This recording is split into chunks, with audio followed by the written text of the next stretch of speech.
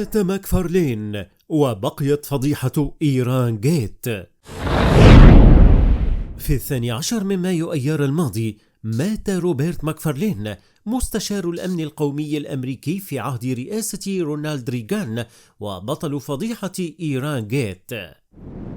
في عام 1983 أطلقت الولايات المتحدة عملية ستانش، وهي محاولة دبلوماسية لإقناع دول العالم بعدم بيع الأسلحة لإيران، لكن في الوقت الذي كان فيه الدبلوماسيون الأمريكيون يحذرون ويمارسون ضغوطا قوية لوقف مبيعات الأسلحة إلى إيران، كانت واشنطن وتل أبيب تقومان ببيع الأسلحة لطهران.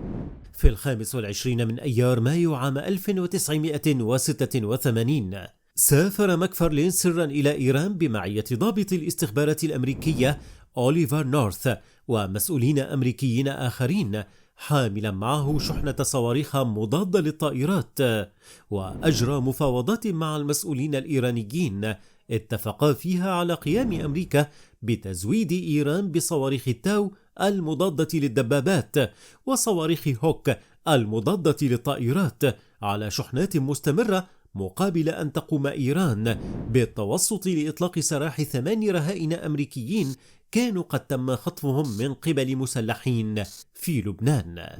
أثيرت فضيحة إيران جيت، والتي عرفت فيما بعد بفضيحة إيران كونترا، أول مرة عندما نشرت صحيفة الشراع اللبنانية نبأ الفضيحة في أكتوبر عام 1986.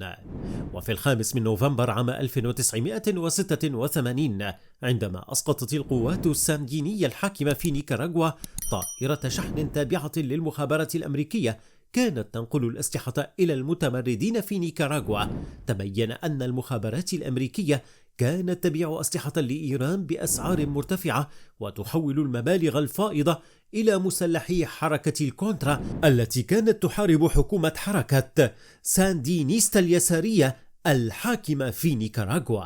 بعد فضيحة ماكفارلين توقف تزويد الولايات المتحدة إيران بالسلاح، لكن الكيان الإسرائيلي لم يتوقف عن تزويد إيران بقطع غيار الطائرات وأسلحة أخرى، فقد استمر الكيان الإسرائيلي بتزويد إيران بقطع الغيار بصورة منتظمة ومستمرة طوال سنوات الحرب ضد العراق، سواء كان ذلك بشكل مباشر أو من خلال وكلاء.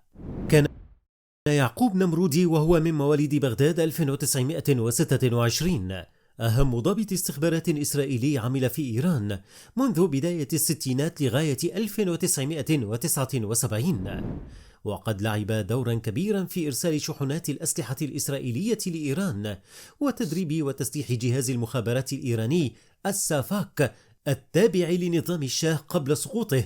واستمر نمرودي بتزويد نظام الخميني بالسلاح من 1981 وبعدها.